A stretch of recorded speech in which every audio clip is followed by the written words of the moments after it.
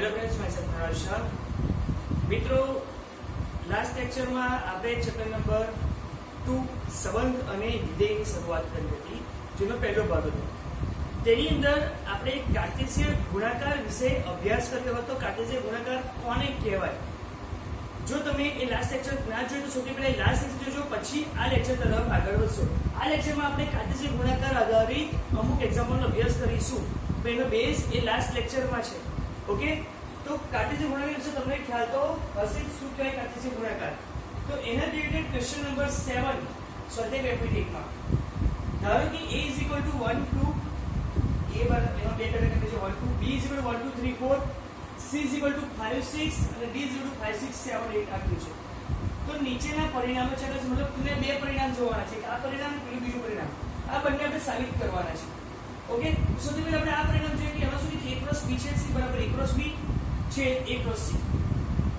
Cross એટલે કે Cartesian ગુણાકાર.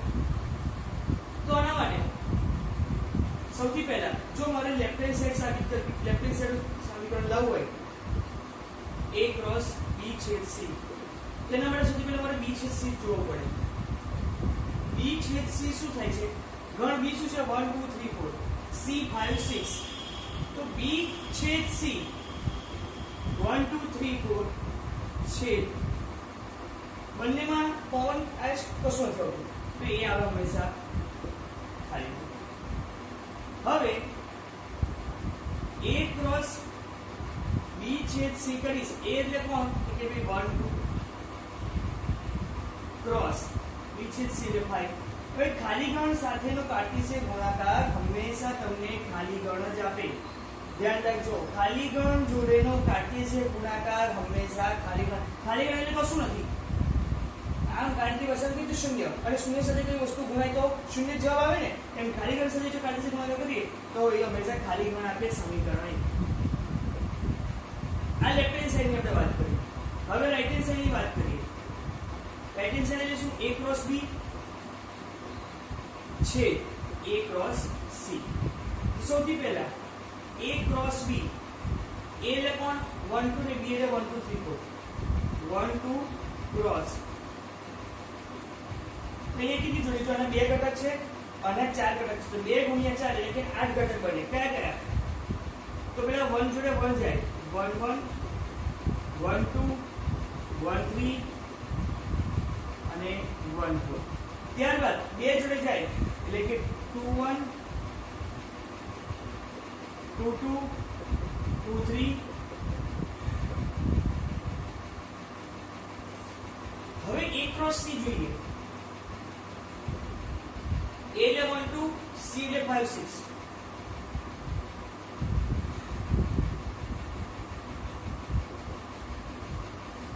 તો આ બે ઘટક, આ બે ઘટક, 2 થી 4 ઘટક બને. ક્યાં ક્યાં? 1 5 1 6 2 5 2 6.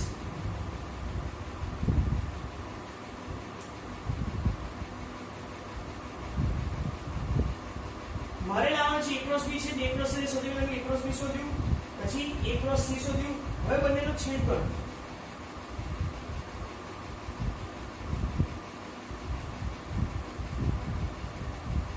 આ a × b નું પરિણામ છે, આ a × c. શું કોઈ ઘટક કોમન છે? તો અહીંયા તમે જો આખા બધા ઘટક કોઈ પણ ઘટક કોમન નથી. આ ઘટક ક્યાં? 1 1 ક્યાં? શું અહીંયા 1 1 છે? નથી. આ 1 5 ત્યાં નથી, 1 6 ત્યાં નથી, 2 5 નથી, 2 6 નથી. કોઈ બી ઘટક અહીંયા નથી. મતલબ બંનેનો છેદગણ શું થાય? તો બંનેનો છેદગણ ખાલી ગણ બને, સમીકરણ 2. તો સમીકરણ 1 માં પણ ખાલી ગણ જવાબ આવે છે, સમીકરણ 2 માં પણ ખાલી ગણ આવે છે. મતલબ આ પરિણામ 1 સત્ય છે, એવું સાબિત થાય છે. ક્લિયર છે? તો આ પરિણામ 1 સાબિત કર્યું. હવે પરિણામ 2 તરફ આપણે જઈએ, જે શું કહે છે કે a + c A b + d નો ઉપગણ છે, તેવું સાબિત કરવાનું છે. સૌથી પહેલા મારે a + c શોધવું પડે.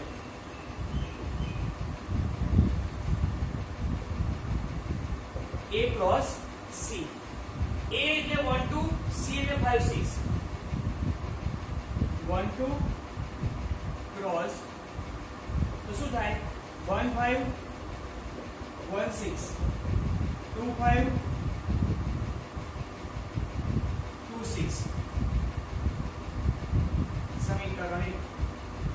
આ A ક્રોસ C મને મળ્યો. હવે B ક્રોસ D. B એટલે 1 2 3 4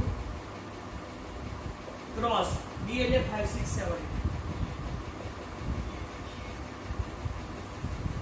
તો અહીંયા જોજો, અહીંયા 4 ઘટક કુલ કેટલા બને? 16 ઘટક. કયા કયા? 1 5 1 6 1 7 1 8. 1 5 1 6 1 7 1 8. પછી 2 5 2 6 2 7 2 8. 3 5 3 6 3 7 3 8. અને છેલ્લે 4 5 4 6 4 7. આ ઘટક B ક્રોસ C ના બને. સમીકરણ 2. હવે આપણે સારી શું કરવાનું છે? A cross C B cross C નો ગુણ છે. આ એક A ક્રોસ C ના ઘટક આ B ક્રોસ C ના ઘટક. જો 1 5 અહીંયા છે તો અહીંયા છે આ બી. 1 6 અહીંયા છે. 2 5 અહીંયા છે.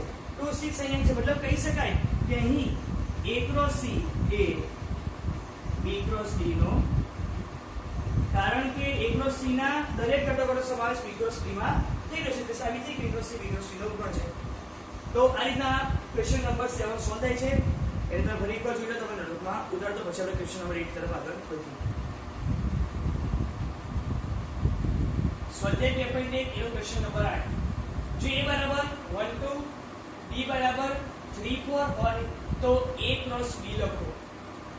A ક્રોસ B ના કેટલા ઉપગણો થાય તેની યાદી બનાવો. સૌથી પહેલા મને A બરાબર 1 2 B બરાબર 3 4 એટલે મારી A ક્રોસ B લખો. A ક્રોસ B અહીંયા 1 2 છે, ક્રોસ આ 3 4 એટલે શું થાય? 1 3 1 4 2 3 2 4. આ મને શું મળ્યો? A ક્રોસ B સમીકરણ. A ક્રોસ B એ પોતે ગણ જ છે અને A ક્રોસ B માં કેટલા ઘટકો છે? 4. મારે આના ઉપગણ બનાવવાના છે. આપણે ગણ સિદ્ધાંતમાં શીખ્યા હતા, જો કોઈ ગણના n ઘટકો હોય તો તેના ઉપગણો 2n થાય. અહીંયા મારી પાસે A ક્રોસ B માં કેટલા ઘટકો છે? 4. ઉપગણો કેટલા થાય? 2 ની 4 ઘાત એટલે કે 16. તો A ક્રોસ B ના કુલ કેટલા ઉપગણો થશે? 16 ઉપગણો થશે. એ 16 ઉપગણોની આપણે શું કરવાની છે? યાદી બનાવવાની છે. તો સૌથી પહેલા એક એક ઘટકો લઈ લઈએ. મતલબ 1 3 આ એક. આ ઉપગણોનો બનાવવાનો અભ્યાસ તમે ધોરણ 10 માં શીખી ગયા છો અને આપણે ધોરણ 11 માં પણ આ વસ્તુ આવી ગઈ છે. 1 3 ધોરણ 11 નું પ્રથમ ચેપ્ટર 9 2 3 અને 4 2 4. આ એક એક ઘટક એટલે 4 ઉપગણો બન્યા. હવે બે ઘટકો લઈએ તો 1 3 ની જોડે 1 4, પછી 1 3 ની જોડે 2 3,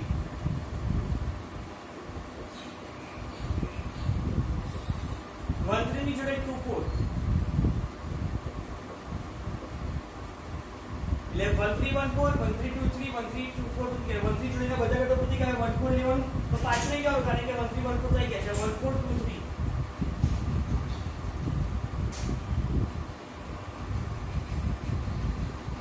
1 4 2 4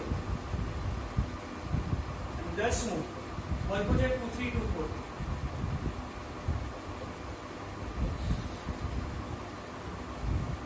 હવે ત્રણ ઘટકો.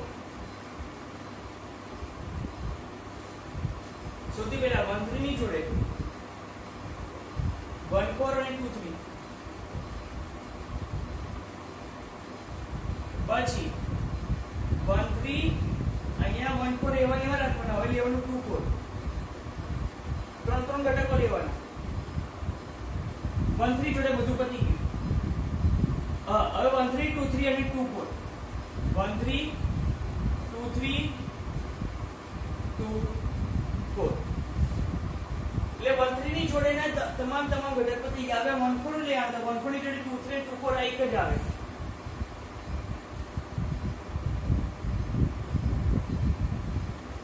જે ત્રણ પ્રકારના કોમ્બિનેશન થતા હતા એ તમામ કોમ્બિનેશન આપણે ઉપયોગ કરી લીધો. હવે ચારે ચાર ઘટકો એટલે કે 1 3 2 3 1 4 2 4 એટલે ગણ પોતે is equal to a cross b અને છેલ્લે ખાલી ગણ હંમેશા દરેક ગણનો ઉપગણ થાય. તો આ રીતના 16 ઉપગણો આના બને. ઓકે, તો ફરીવાર એક્ઝામ્પલ જોઈ લો, ખૂબ ઇમ્પોર્ટન્ટ છે અને ઈઝી પણ છે. આ એક્ઝામ્પલ જોઈ લો પછી આપણે નેક્સ્ટ એક્ઝામ્પલ તરફ આગળ વધીએ. હવે ક્વેશ્ચન નંબર 9 અને ક્વેશ્ચન નંબર 10 બંને એક્ઝામ્પલ ઘણા નાના છે અને સરસ છે. ક્વેશ્ચન નંબર 9 શું કે જો નંબર ઓફ a બરાબર 3 એટલે કે a ના ઘટકો કેટલા છે 3 અને number of b equal to એટલે e ના ઘટકો થયા 2 હોય તેવા બે ગણો a અને b હોય અને xy z માટે x1 y2 અને z1 A a cross b ના ઘટકો હોય તો a અને b જોડે ગણ a ક્રોસ b માં આપણે ગણ a અને ગણ b શોધવાનો છે. a ક્રોસ b માં ગણ a અને ગણ b શોધવાનો છે. અહીંયા મને પૂછ્યું કે x1 y2 અને z1 A a cross b ના ઘટકો છે. મતલબ આપણે કહી શકીએ x1 belongs to a cross b. x1 belongs to a cross b મતલબ શું? આ ઘટક a માં ત્યાં હોય, આ ઘટક b માં થાય, મતલબ આપણે કહી શકીએ x belongs to a 1 belongs to b. એટલે x ગણ a માં રહેલો હશે, 1 ગણ b માં. એવી રીતના y2 belongs to a cross b જેનો મતલબ શું થાય છે? y ગણ a માં છે જ્યારે 2 ગણ b માં તથા z1 belongs to a cross b એનો મતલબ એ થાય કે z ગણ a માં છે તથા 1 ગણ b માં છે. અહીંયા જો ગણ a માં x y z છે અને ગણ a માં ઘટકો કેટલા છે 3 મતલબ આપણે ખબર પડી ગઈ કે a બરાબર શું હોઈ શકે x y z તથા b ની અંદર 1 2 અને 1 રિપીટ થાય છે એટલે ટોટલ ઘટકો 2 છે અને ગણ b માં પણ ટોટલ ઘટકો છે b એટલે આપણને b મળી ગયો જે શું થાય 1. ઓકે, નાનકડી દાખલી હતી, ખૂબ સરસ. ક્વેશ્ચન નંબર 10 જો a ક્રોસ a ના ઘટકોની સંખ્યા 9 હોય તો તેમાંના બે ઘટકો -1 0 અને 0 1 હોય તો a શોધો તથા a ક્રોસ a ના બાકીના ઘટકો શોધો. સૌથી પહેલા મને આપ્યું છે કે a ક્રોસ a ના ઘટકોની સંખ્યા number of a cross a બરાબર 9. જોજો a નો a સાથે જ ગુણાકાર છે, બરાબર છે, બંને ગણ સમાન છે a ક્રોસ a. હવે 9 ક્યારે થઈ? જ્યારે અહીંયા 3 ગુણ્યા 3 હોય ને તો જ. એનો મતલબ શું? a ના ઘટકો પણ 3 હોય તથા આ સાઈડ a ના ઘટકો એટલે બંને સમાન જ છે એટલે બંનેમાં ઘટકો સમાન જ હોવાના. તો અહીંયા હું કહી શકું કે નંબર ઓફ a એક્ચ્યુઅલી શું થયા હશે 3.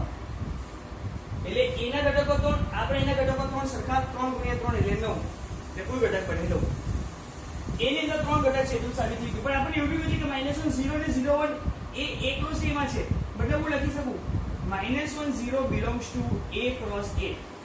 એનો મતલબ -1 a માં છે અને 0 પણ a માં છે એટલે -1 belongs to a and 0 belongs to a. a ની અંદર -1 અને 0 બંને છે તથા આપણે એવું કહ્યું છે કે 0 1 belongs to a cross a. એનો મતલબ એ થાય કે 0 belongs to a અને 1 મતલબ a ની અંદર કોણ છે -1 0 0 ફરી આવ્યો અને 1 એટલે કુલ ઘટક છે -1 0 અને 1 અને આપણી પાસે ઓલરેડી ક્લિયર હતો કે a ની અંદર 3 ઘટક છે તો એની અંદર કયા કયા ઘટકો થયા a બરાબર -1 0 અને હવે આપણે શોધવાનું છે a ક્રોસ a ના બાકીના ઘટકો. હું પહેલા a ક્રોસ a શોધી લઉં તો -1 0 1 ક્રોસ -1 0 1 તો અહીંયા -1 -1 -1 0 -1 1 જો -1 -1 -1 0 -1 1 હવે 0 -1 0 0 and 0 1 0 -1 0 0 0 હવે 1 -1 1 0 અને 1 1 1 0 આ a ક્રોસ a ના ઘટકો થાય. તો બાકીના ઘટકો કયા કયા આવશે? બાકીના ઘટકોનો મતલબ કયા ઘટકો -1 0 અને 0 1 સિવાયના -1 0 ક્યાં આગળ છે? તો -1 0 અહીંયા છે અને 0 1 એ અહીંયા છે અને સિવાયના બાકીના ઘટકો કયા આયા? તો -1 -1 -1 1 0 -1 0 0 1 -1 1 0 1 1 આ બાકીના ઘટકો એકરોસ એના મળે. આ હતો ક્વેશ્ચન નંબર 10. આજના લેક્ચરમાં આપણે કુલ 4 એક્ઝામ્પલ અભ્યાસ કર્યો. સ્વાધ્યાય પેપર 2 ના question number 7, question number 8, question number 9, સ્વાધ્યાય પેપર 1 ના 7, 8, 9 અને 10. આ ચાર એક્ઝામ્પલ ખૂબ જ ઇમ્પોર્ટન્ટ હતા. તો ચાર એક્ઝામ્પલ એકવાર ફરી તમે રિપીટ કરી લો અને તમે તમારી નોટબુકમાં ઉતારી દો. નેક્સ્ટ લેક્ચરમાં આપણે નવા કન્સેપ્ટ સાથે આગળ વધીશું.